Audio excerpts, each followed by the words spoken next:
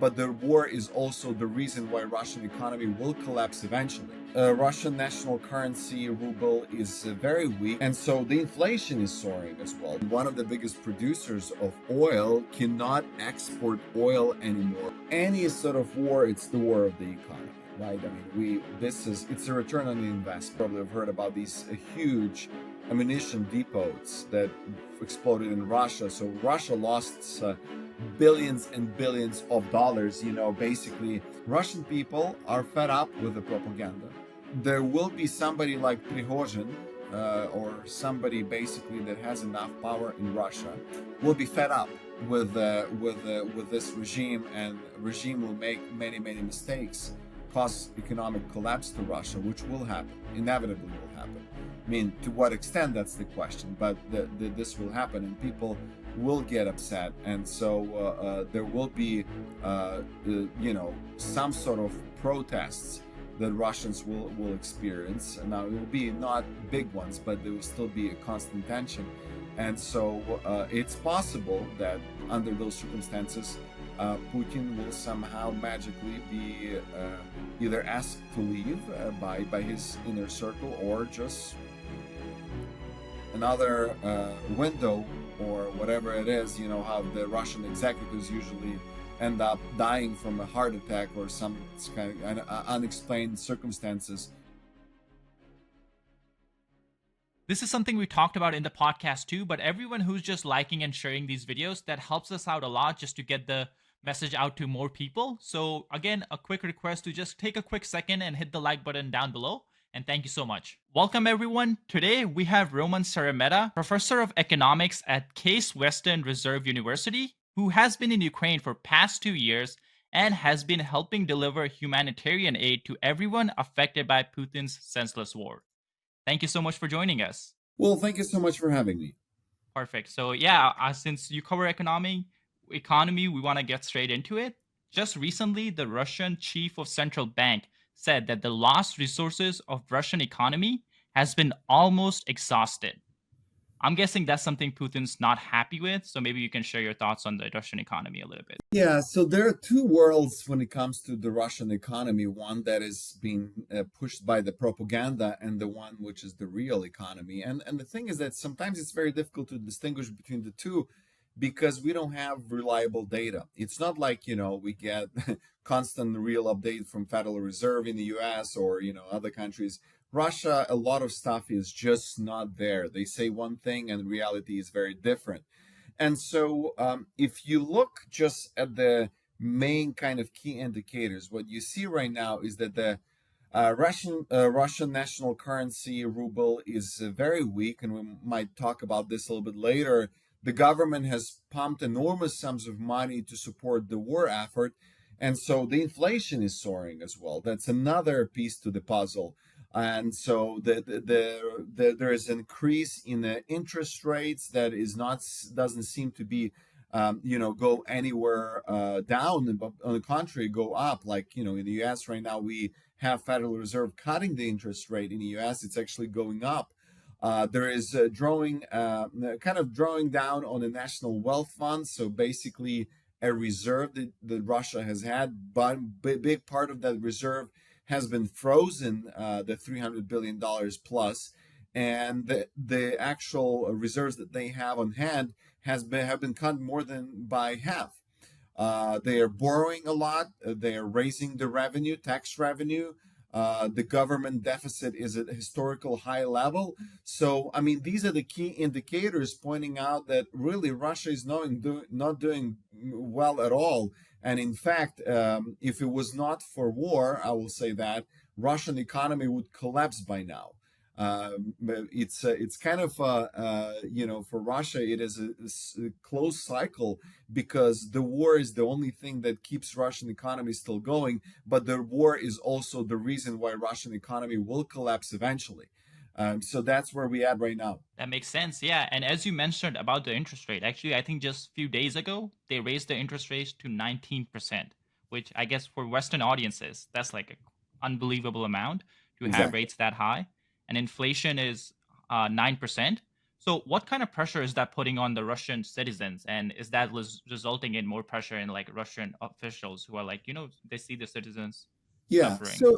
So basically, we as economists, we see inflation always as a problematic, especially if it is exceeding certain levels. We do like some level of inflation, like 2%. We called it a targeted inflation, where the Federal Reserve or the National Bank, whoever is the ruling agency in a given country, is basically saying, "Hey, we will keep the raise of inflation, a rate of inflation similar to balance the GDP growth." So in the U.S., it's been historically 2%, 2.5%. In Russia, I mean, right now they're seeing unprecedented levels of inflation in the past decade, and so this. 9%, 10% inflation in Russia, that's a pretty high inflation rate for the modern Russia. And the interest rates of first 18% and now it's went to 19% to battle the inflation is historically high interest rates. Again, I'm talking about the modern Russia today. And what this means for you and me, like the regular people who live, let's say, in Russia, well, it means that they're just poorer, right? I mean, your money, probably everybody who's listening to us today in the United States, we felt the inflation in the United States in our pockets when the prices were just higher. We couldn't afford goods and services at the same rate as we were able to do it before, and so the simple citizens of Russia are going to feel and are feeling this more and more. And by the way, the people that feel this the most are the poorest. So that's the typical Russian right now is feeling this the most, this inflation. Plus, inflation can cause instability to market, to contract. So imagine you're signing a contract and you need to stick to particular prices for a couple of years, and you know that the prices are going to go up. So you really have to factor that in. And so that creates a lot of instability. And especially at this level of inflation is just unsustainable. Yeah, that makes sense, especially considering Russia, because they like to, I guess, brag about it a lot that they're the second biggest in like many categories. But Right. when you look at the number, the living standards in Russia are below Mexico, and I don't mean that as like any offense to Mexico, but it's like, Right. No, I mean Mexico is definitely the country that is developing, and so Russia has been trying to be already in a developed countries kind of cohort, the G7, the France, Italy, even the United States, and Russia is just not there. I mean, in many categories, it's at the bottom. In fact, if you look at the on the corruption index, Russia is actually leading pretty much the pack in the world. Sometimes people say Ukraine is corrupt, and it is corrupt. I will have to tell you, as somebody who knows this from the inside, who lived in Ukraine for quite some time. But the corruption in Ukraine has been on a drastic path of improvement. I mean, there have been a lot of anti-corruption laws, and we see a lot of things moving in the right direction. And in the corruption index, Ukraine has been the most improved countries in Europe. Russia is one of the worst, and it stays the worst. It's way worse than Ukraine. And so, if Russia is to say that it's the second economy, I guess in terms of corruption, it is the second from the bottom, right? So it's definitely not the reality. yeah, okay, since you bring this up, I just wanted to get your thought because a lot of people who are against US supporting Ukraine, they bring up the corruption stats or corruption in Ukraine a lot more, especially like again, I respect Patrick Bet David, but he's been against Ukraine and he's been bringing up that a lot. What do you want to like what are your thoughts on like to all those people? Like just cuz there is some corruption doesn't mean Yeah. Ukrainians don't deserve So to fight. so let's start with the first argument, and that is, corruption is everywhere. It is in the United States. It is in every country. And so if we use this as an argument not to help somebody else, we will never help anyone. Nobody should support anybody. The second argument, though, is Ukraine is on the improving path. So, unlike Russia, Ukraine has actually been battling corruption at a much higher and more successful rate. And the fact that you see and hear these cases, big cases of corruption happening in Ukraine, is because people are caught.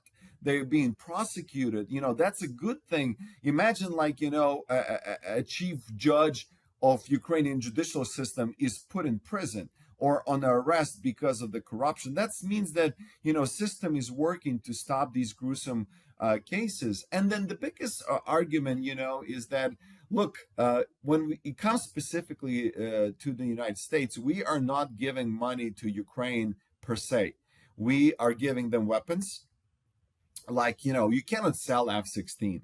It is there, and they're going to use it. And there's a lot of scrutiny around the weapon system.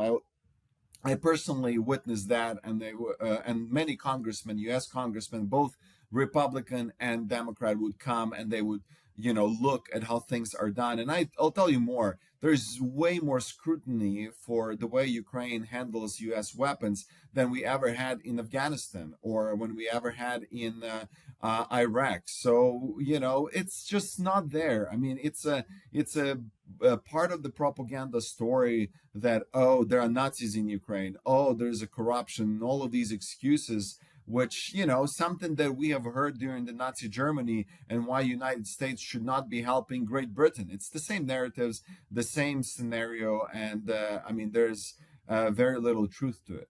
That makes sense. Yeah. So coming back to the economy, one of the biggest factor, at least that I think, is the Russians leaving Russia. And I would think that these are Russians who are a little bit well off, a little bit, higher economically, and a little bit smarter. And They'll leave. Yeah. official stats were 900,000 people left by the October of 2022. I'm assuming that number is well over a million by now, and brightest and smartest Russians have left the country. What kind of toll will that have on the economy now and in the future? Like, let's say after the war. Yeah, I really appreciate this comment because me, being an economist, we as economists, we actually consider both capital and human resource, labor, as the two major factors of production in any economy. And often people forget about the labor, which in this case, as you pointed out, Russia is really bleeding. We are talking about at least million and a half people that left. And as you pointed out, these are people that are usually more well off. They're better educated. They usually speak some sort of a foreign language so that it's easier for them to assimilate in other countries. I had a couple of friends in Russia, and all of them pretty much left after the full-scale invasion because they were very vocal against the war, and the FSB, Russian, basically former KGB, was literally after them. So they had to leave, and many people left. Add to that mobilized soldiers, so people that are actively in the military have been mobilized. And so we are talking about 3 million, at least 3 million Russians that are not a part of the working population. Now, add to that the aging population right now. Russia has one of the worst cases of the aging population and demographic crisis when you just don't have the birth rates. I mean, Russia is shrinking on the population. It's been shrinking, and especially in the past couple of years.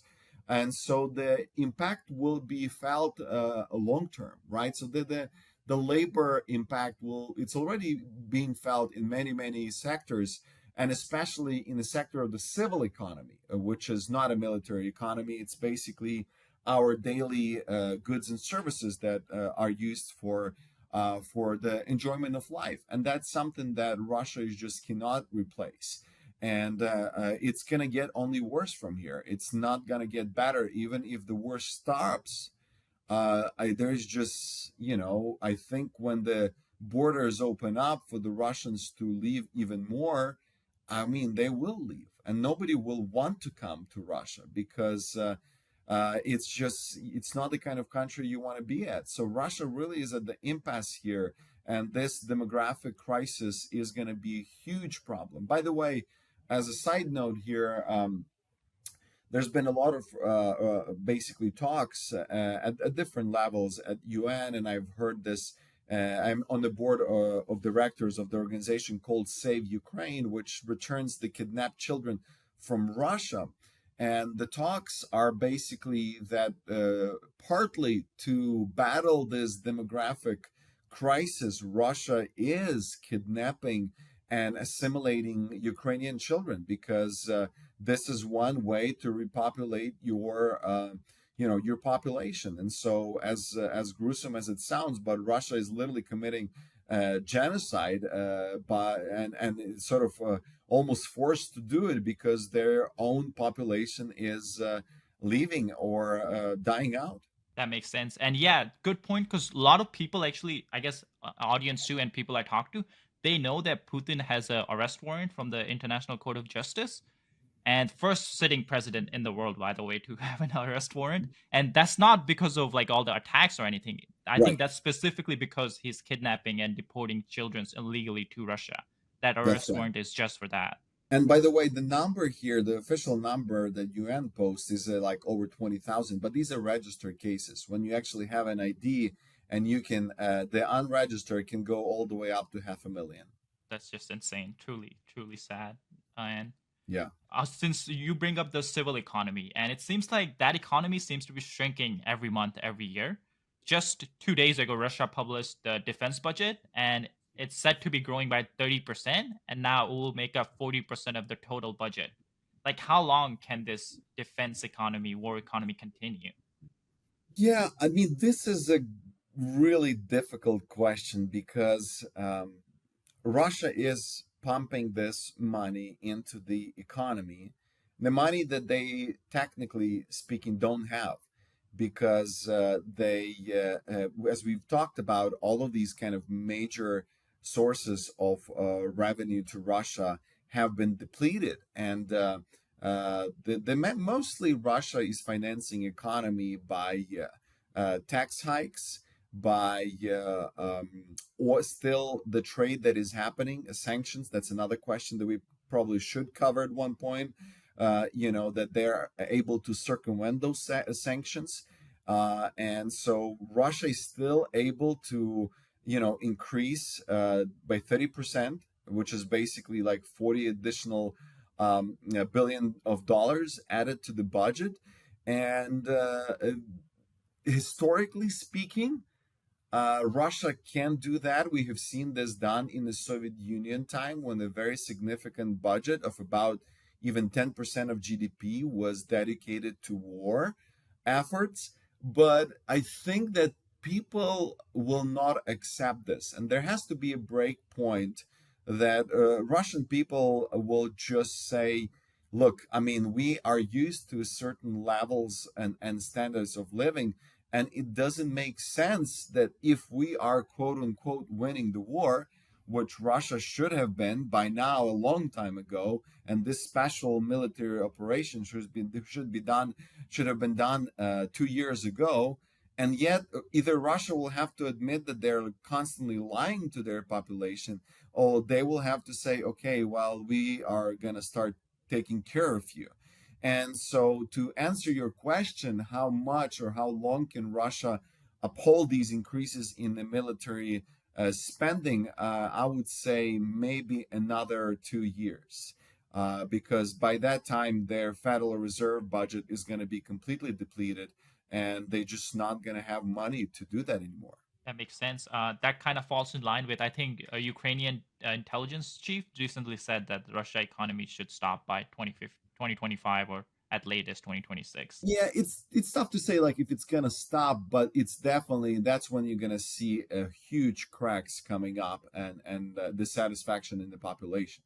Rise up. Okay, makes sense. And yeah, like you said, they've been funding this economy using the oil sales or resources, I guess. So, what impact is the Ukrainian hitting these refineries, which apparently burned for weeks, and now they've been hitting the ammunition depots? Is that having any impact on the economy? Is that too small?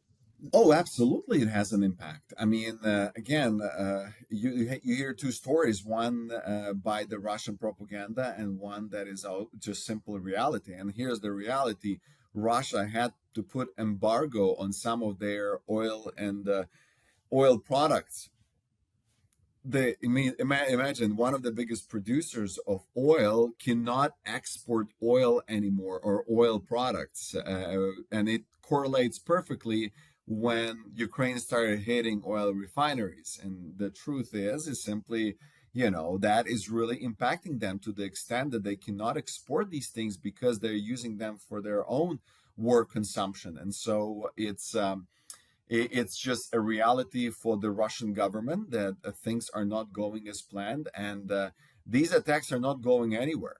They're constantly going to be there. We're talking about every day, hundreds of drones are going to be crossing the border, and Russia is not going to be able to stop them, and they will be hitting the refineries. And Russia is going to have a constant problem with the supply of these products. So Ukraine has done its job, and sanctions are helping as well. Although there is obviously some issues with sanctions as we look at the different trade balances of different countries, we kind of see that Russia is able sometimes to go around those sanctions. Okay, yeah, so this goes perfectly. Let's talk about the sanctions because Russian economy grew around more than 3% last year, while everyone was expecting sanctions to basically kill their ability to wage this war. So, like, how are they circumventing it? Is it actually making a difference in a negative term, or is it like nothing's Ye- happening? Yeah, so let me first battle that point about the 3% growth in GDP. I mean, look, growing the economy in a way it's not so difficult. If we talk about couple years, every country has a reserves. United States has some reserves, and so what do? You just basically, as the government, you do a lot of purchases. You buy a lot of stuff. And the economy will adjust. You will see the growth in GDP. There will be new production of stuff is happening, and then the problem is it sustainable, right? I mean, the long term, because you have exhausted all those reserves, and now you don't have anywhere to pull from. And Russia historically had incredible amount of these reserves. I mean, they were always had a surplus on the trade balance. Like the United States were constantly getting into that. Russia was on the opposite side, and now they're actually running into debt very quickly, and they don't have the stability that U.S. has or China, and so that is just not sustainable. That growth is it's a fake growth in a way. It's completely driven by the war effort and not by the consumer spending or stuff like that.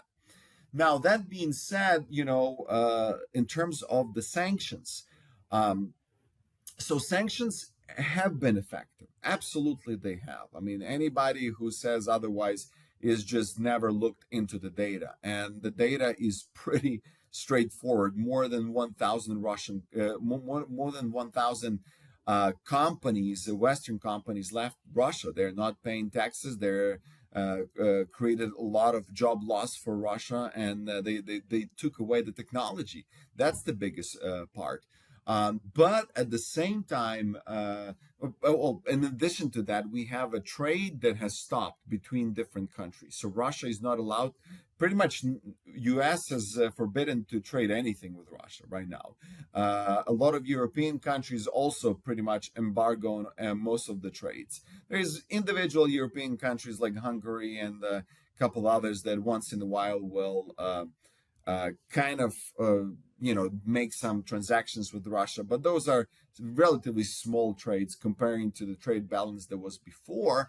And yet Russia is able to get some stuff, get stuff for their drones, for their missiles, for their tanks, and mostly it happens through these countries like Kazakhstan, like Kyrgyzstan, the countries that many maybe listeners never even heard of, But these are the neighboring countries with Russia, who were former Soviet Union country, and now you will see something like the exports of goods in Kazakhstan and Kyrgyzstan would go up by 1,000%. Like suddenly these countries are consuming so much more. No, they're not. They're just redirecting the goods and services to Russia, right? So the goods are going to one country and then they're going to Russia. Same goes with India. Same goes with China. You have these other bigger players. Now, China and India are trying to be a little bit more sort of obedient because they are very heavily dependent on the collaboration with the United States, with Europe, and so they are somewhat more careful. But there are these other countries that are sort of, undoubtedly are just supplying Russia and circumventing these sanctions. So it is an issue. And by the way, if you look at the latest sanctions that are being placed by European Union, United States, they're all secondary. They're all directed to make sure that we prevent the secondary trades that are happening on the market, so that Russia is not able to circumvent these sanctions. Makes sense. So also these secondary sanctions, is it mainly targeting like China, India, or is it like covering these smaller countries in like the They're post-Soviet targeting Union? not necessarily a single country. They're targeting any company that does trade with Russia, and so, sort of the China and India will fall into this category. And once in a while, a Chinese company is being caught, and they're paying the price by not being able to trade with the United States because of this. And so they're much more careful. They're much more careful.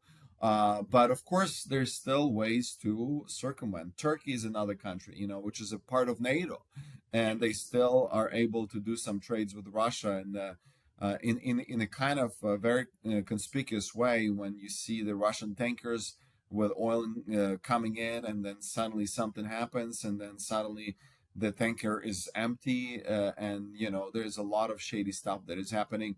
It's obviously not at the mass level that Russia would love to. So Russia is still prevented from doing the major trades, but nonetheless, these are the things that are happening. that makes sense. Yeah, and we'll get into the energy sales in a sec. But before that, these sanctions are still making this trade more expensive, right? That's Oh, hurting Russia. absolutely. Yeah, Absolutely. I mean, the point is that, first of all, because Russian oil is not being traded on the market, let's say when India is buying Russian oil, it's buying at a discounted price. So it harms Russia directly, right? I mean, because that Russia is not getting the money that they would. And plus, when India buys oil from Russia, usually the last talks were like, wait, we're going to pay in rupees, in our currency. And, Russia is still trying to get the US dollars and euros and sort of Western currency, because that's the currency that they need to pay to get the, let's say, drones or some technology, and obviously nobody wants Russian ruble. So Russia has to have these reserves. And it became quite difficult and challenging process for Russia. In that being said, I mean, they have done a pretty good job at still, holding on despite all the pressure that is put against them. that makes sense. I guess one of the reasons I want to get your thoughts on this is they've been able to circumvent the sanctions so well is because they've had time. They were sanctioned That's since correct. 2014, so That's they correct. were preparing. They had time, they were preparing for this war, and then they have partners and they have established relationships. So yes, it's not out of the blue. Russia was getting ready. And for the listeners who think that the war started in 2022, it did not. It started in 2014.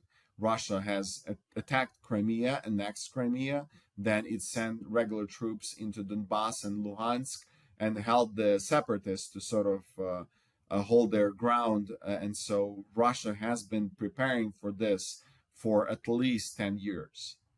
That makes sense. And yeah, just earlier you mentioned the currency disagreements that Russia and its partners are having. And on top of that, ruble has fallen 40% since its peak in June. Like, what kind of effect does that have on Russia? And is that putting pressure on like the elites in Russia? Because I feel like they're more affected by ruble prices than normal people. Or am I mistaken in that? Yeah, so absolutely, that's exactly right. So when we say that the ruble has fell like 40%, that means that its relative exchange rate to other currencies. So it's driven by a number of factors. First one is just inflation, right? So the inflation meaning that Russia is printing rubles, and there's just that creates an overflow of cash, and so goods and services are becoming more and more expensive, and so and exchange rate is falling because that's just what happens at the same level of prices. You cannot afford as much, and on top of that, you have no inflow of foreign currency, or at least not nearly at the rate that you would need to. So imagine there is a shortage of US dollars on the Russian market, or shortage of euros on the Russian market because Russia is not trading with these countries. And there's been like some stories that leaked the information that, for example, Russia was able to get literally bags of cash from Rwanda and transfer them to Russia because they need that liquidity, they need that cash in order to keep the exchange rate more or less on float. And yeah, it's been more difficult to trade, and so this cash is not coming in, and as a result, ruble has devalued relatively to other countries by 40%, and I'll say even more than that. 40%, that's the official exchange rate, which is being held by Russia and controlled by Russia. If Russia were to let it fly, I mean, we would see 100%, maybe even more, of real devalued of the Russian ruble. But Russia is trying to appear sort of sensible by saying, hey, it's only 40% that our currency has devalued. No, it's much more. It's just they're keeping it at 40%. That makes sense. And I know earlier before this recording started, we were talking a little bit about how Chinese economy is tied into all this. And that's why I guess China is a little bit more careful supporting Russia. But recently we did see news that there have been drone plants that Russia is building in China to make drones. Like what kind of risk is China running by, I guess, based on reports, helping Russia Yeah, militarily? so China is walking a very thin line because, on the one hand, China doesn't want to be on the losing side. I mean, that's given. China would actually prefer for, kind of West and Russia to deplete their resources while China's economy is growing, this and that. But it's becoming more and more difficult for China to do so because and that's why China is coming along with these peace plans and all of these things. They really want to show that they're, a player that wants to stop this war. Now, for China, West is a very important ally because I'm drinking coffee right now from a cup. That cup undoubtedly was made in China. So I am a consumer of China, and so if China pisses off the United States and basically shows support for Russia, that's going to turn really badly because the China is growing, economy is growing because of the demand for their products, which are being sold in the West. Now that's not the case for Russia. So Russia is not producing anything, and Russia just has these resources, as John McCain said at one point of time when he was alive, that Russia is just basically a gas pump run by mafia. That's basically what Russia is. China, on the other hand, is a very advanced economy. They are building electric cars. They're doing some really amazing technology. So China is a different type of species, and so they are more careful. Now, that being said, they are trying to push as far as they can before they get hit, by US or somebody else. So they're like, oh, can I go here? Can I go here? Can I do this? And so you see from time to time these stories like, Russia is building the drone factory in China, or, this and that. And so it will work to a certain extent until the West is puts more firm pressure on China, and it's already happening. But we'll see how it develops from now. Makes sense. And I guess now looking at the other side of the front line, the Ukrainian economy, because it seems like I think Russia figured out that even if their economy is doing so badly, if they can just kill Ukrainian economy, maybe they can win the war that way instead of just winning it on the battlefield. What are your thoughts on Ukraine? Yeah, so thanks for asking this question, because I do think it's a very important part of the puzzle. Because look, Ukrainian economy is much smaller than Russian, and that's a good and a bad thing at the same time.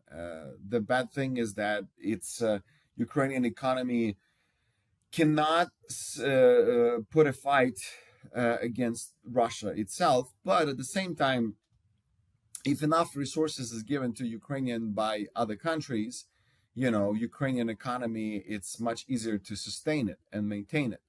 So just to give you an example, Ukrainian economy fell by 30% in 2022, and that was projection was it would fall by 50% in 2022 when the war began, the full scale began, and yet it didn't fall that far. And the West was able to provide enough resources to cover the difference for Ukrainian economy sort of to sustain and even grow.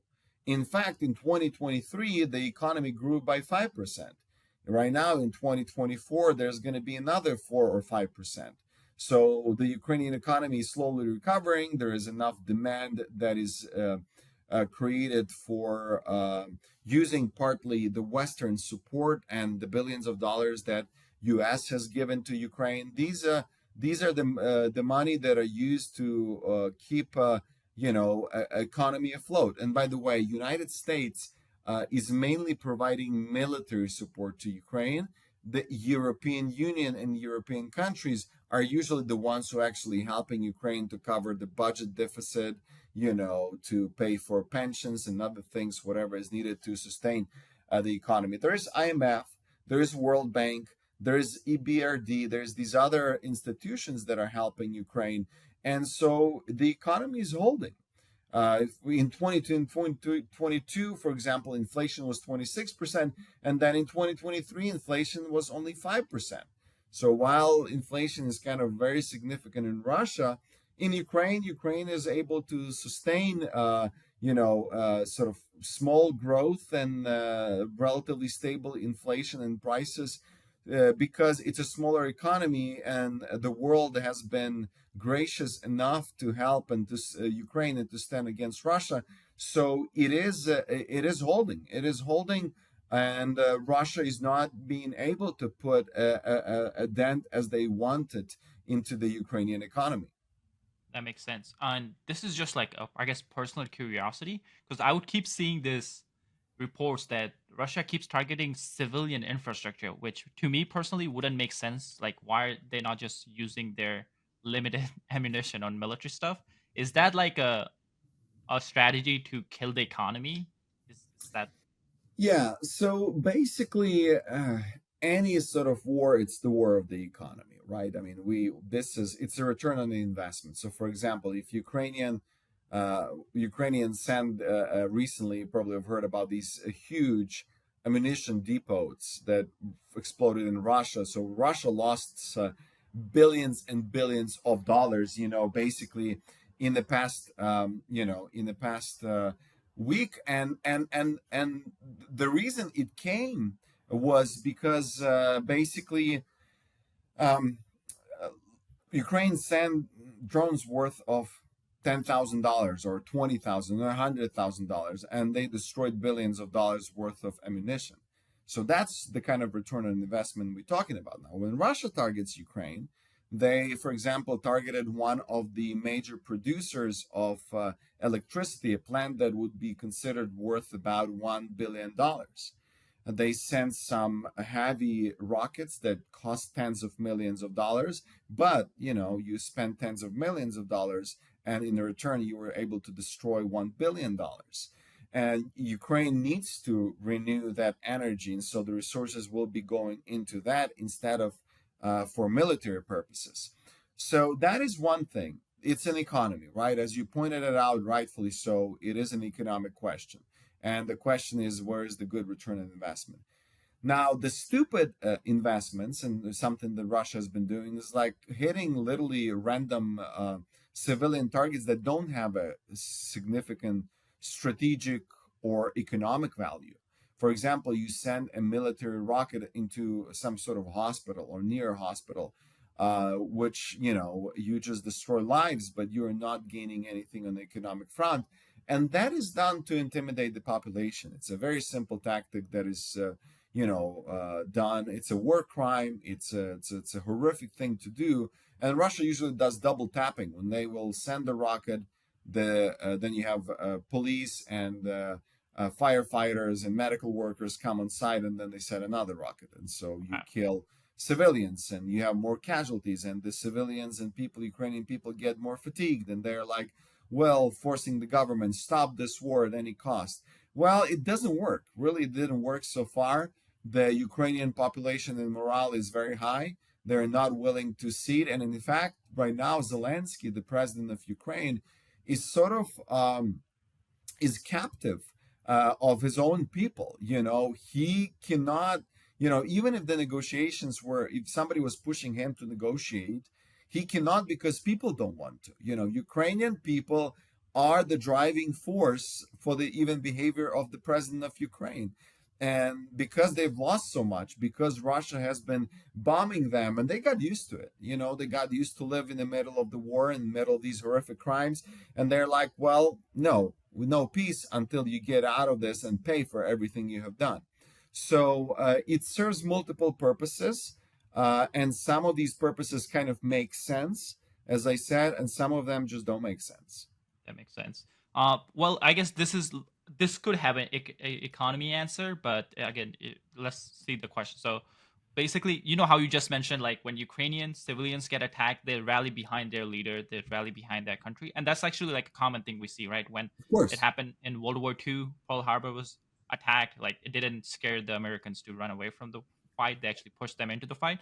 Why are we seeing the opposite happening in Russia, though? So like when Ukraine attacks, let's say the old depot, which everyone can see, like why is that putting more pressure on Putin instead of like people rallying behind Putin? Yeah, Just like, yeah.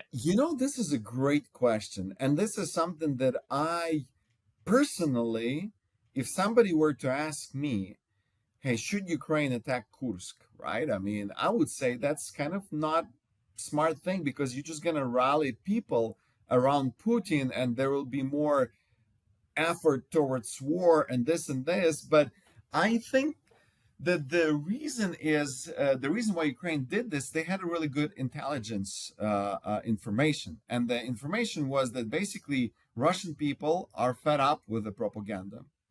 They've been telling the lies that we're winning, we're capturing Ukraine, everything is going according to plan, and it's already years into this war, and they've captured like couple miles of territory. I mean, even the captures that we see right now at this rate, it will take Russia at least 100 years to capture Ukraine, which is just impossible to carry that long. And so the point is that the Russian people are sort of mad at their own government. And so now they see that Ukraine is not only defending, but actually can attack, invade Russia.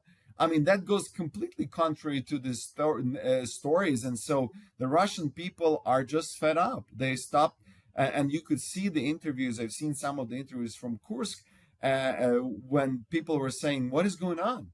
Where's our government? Why they're not defending us? And the government actually left them. And they just let Kursk be captured because for them it was more important to, annihilate and destroy completely a couple villages in Ukraine than to defend their own territory. And so people got even more upset. And so instead of this rally to defend your motherland, you're now just pissed off at your own government and the stupidity that they've done. And I think this sort of intelligence and understanding these basic incentives is what actually drove Ukraine to make this fairly risky step, because you pointed out correctly. I also had the same intuition that it would actually work against Ukraine, but it did work in Ukraine's favor. Makes sense. So I guess that segues us perfectly into like what potential scenarios do you see for ending of the war?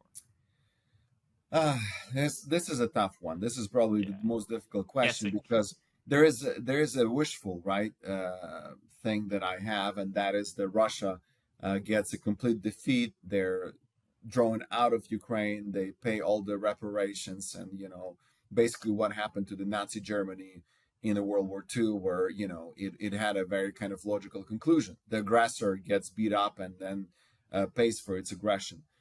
Um, so that would be my ideal scenario, that somehow the regime collapses, somehow Putin gets killed in the midst of this, and so on and so forth. There are many possible scenarios here. The Russian elite finally, is fed up with Putin and his regime and this and that.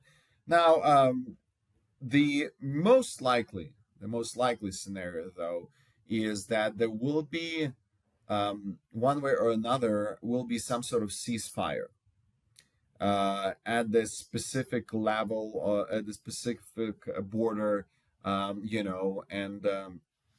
Ukraine will not recognize the captured territories by Russia. Russia will not recognize, for example, the captured territories by Ukraine, because obviously, you give away Kursk, you give away part of Russia to Ukraine, that would be a total defeat for the Russian propaganda. So, and there could be some sort of agreement that the only way to kind of return these territories is in a diplomatic fashion. So, they could happen in 5 years, in 10 years, in 20 years, and but these territories will never be recognized as Russians by anyone. Ukraine will not agree to that by any. I don't know. Trump is saying that he's going to make peace. He's going to make Ukraine give away territory. Ukrainians are not going to give territory. They will not acknowledge that this territory belongs to Russia. Nobody will ever acknowledge that Crimea belongs to Russia. Crimea officially still belongs to Ukraine, and it's going to be like that. And the sanctions will be placed on Russia. Now, the hopefully what will happen is that the war will sort of kind of dwindle down, when people will not be dying, but the territories for a significant future will belong to these respective countries. And when the regime changes in the future, when things will change, that's when we talk about some sort of exchanges. So that's the most likely scenario that I see in the future.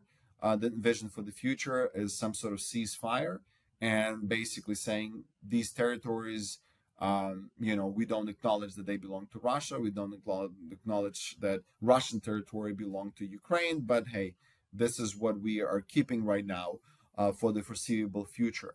Meanwhile, Ukraine is continuing to work towards European Union. Ukraine is working towards NATO. There's no way that U.S. president will be able to stop Ukrainian kind of direction to NATO. That doesn't matter whether it's a Republican or Democrat. It's Ukrainian choice. They want to, and the presidents will change. Even if let's say Trump becomes a president, he will step down in 4 years, and so another president will come. So it's a long-term process, and to truly resolve this war, it will take a decade. But hopefully the ceasefire will happen sometime sooner rather than later. Makes sense. Any scenario you see that Putin is at risk, like his power, his place in the government? No, I do think that it's possible. It's possible, but it's possible from within. So, right, so that basically that there will be somebody like Prigozhin, or somebody basically that has enough power in Russia, and will basically will be fed up with this regime, and regime will make many mistakes, cause economic collapse to Russia, which will happen, inevitably will happen. I mean, to what extent, that's the question, but this will happen, and people will get upset, and so there will be some sort of protests that Russians will experience. And now it will be not big ones, but there will still be a constant tension. And so it's possible that under those circumstances, Putin will somehow magically be either asked to leave by his inner circle, or just another window, or whatever it is, how the Russian executives usually end up dying from a heart attack or some kind of unexplained circumstances, or jumping out of the window, whatever it happens. Makes sense for sure. Now, right before we jumped on the call, actually, Iran attacked Israel with the largest ballistic missile attack ever in the history of the country. we'll talk about those again. We don't have all the details so far because it just happened like 15 minutes ago. So we'll talk about that in just a second. But before we move on from this Ukraine topic and Russia war topic, I wanted to talk about the fundraiser that you're doing, where you're rebuilding your old university, and yeah, share a little bit about that and any other way you think like us we can help Ukrainian citizens and Ukrainian forces if anyone wants to. Oh, absolutely. Well, first of all, I just want to thank everyone who is listening for support, for standing with democracy, standing with Ukraine, for just being on the right side of the history. Look, sometimes we wonder, well, how would we have reacted during the time of Hitler? Well, today, look how you're reacting towards Russia and Ukraine, and you have your answer. And this is a very obvious war of aggression. One country attacked another country under the false pretense of denazification and so on and so forth. I mean, just ridiculous lies that just were invented by another by the aggressor here. So I just want to thank everybody who has been standing on sort of the right side of the history. Now, the way that we support Ukraine, I'm a dual citizen, so I'm a U.S. citizen, but I'm also a Ukrainian, and so for me, the big part is the vote, the why, the how I vote. And I'm not even talking here about Democrats versus Republican, because you will find in both camps there will be supporters of Ukraine, and some of the biggest supporters are actually both Republicans and Democrats. And so for me, it actually became an issue. When I vote, I actually check my candidate if he supports Ukraine or not. I mean, as simple as that. And for me, I mean, I can tell you right away, I'm a Republican by probably more kind of McCain-centric kind of Republican, by my political view. But when I vote these days, I actually check, where does the person, congressman, a senator, stand in particular issue to Ukraine, because it's just the right thing to do. And so voting is one thing. So if you're a Republican or Democrat, you vote for people that stand on the right side of the history. Another one is you raise your voice. I've been using actively social media platforms. In fact, before the full-scale invasion, I sort of, was very reluctant to be involved in social media and stuff like that. Now I've grown my accounts on LinkedIn, on Twitter, on Facebook for over 150,000 people, just because my voice, adds a little bit help to the countering the propaganda and just speaking out. And so if you could join this sort of a voice of reason, voice of hope, voice for democracy, for liberty, then do that as well. And finally, of course, we appreciate that when there is a donation that can go to either support Ukrainian efforts, relief efforts. United 24, that's the President Zelensky's kind of initiative. And I personally has been working for the Ukrainian American House. I'm on the board of directors on Save Ukraine, on the board of directors as well. These are the NGOs registered in the United States that one is helping the refugees here in the US. Another one is bringing kidnapped children from Russia. And I actually started a fundraiser recently. That's my personal initiative. I just registered this on GoFundMe to rebuild my alma mater. So I've in June, Russia attacked my alma mater in my hometown of Ivano-Frankivsk, destroyed my university. I've gotten in touch with the president of the university, with the whole academic community, and I said, hey, whatever I can, I will do from my side. So I already was able to raise significant amount of money for them, but I continue to do that on these sort of private initiatives. And if somebody would be willing to help me out in this effort, every single dollar and dime goes to the university. I just literally transfer. It's all open, and I'm so my social media accounts, you will see those transfers appear on the account. Because it's the right thing to do. That makes sense. So yeah, we'll put that in the description too, and we'll put the QR code somewhere here so you guys can scan it if you're watching on the TV. And if you are able to, and if you want to, the link will be down in the description Yeah. too. Thank you so much. I really Of appreciate that. course, yeah, anything we can do. So, yeah, before I ask this question, I just want to make it clear for the audience because editing this will take time. But we hopped on a call like 15 minutes after the Iran attack happened on Israel. So, we don't have all the details. So, the question is really going to be about like how this affects the world economy because it does seem like the war is only going to escalate in the Middle East. Yeah, so this is where we need to get a little bit into the conspiracy world. I mean, maybe not conspiracy, but driven by facts. I'm an academic person, so you see all the books behind me. I actually read most of them. So I actually like data. And for me, it seems that a big part of this conflict is driven by Russia. Again, uh, now, why am I saying this? First of all, Russia and Iran have been interconnected very, very tightly.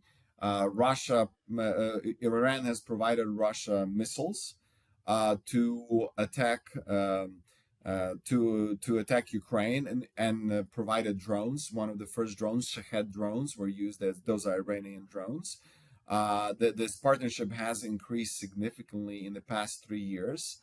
And it's kind of even amazes me that Russia, that had always significant amount of Jews and Israelis among their population, are now very, very much anti-Israel because they need to align with their partners like Iran and others. And so on top of that, again, this is where we're making a lot of assumptions here, but I do believe there's enough of data to actually prove that.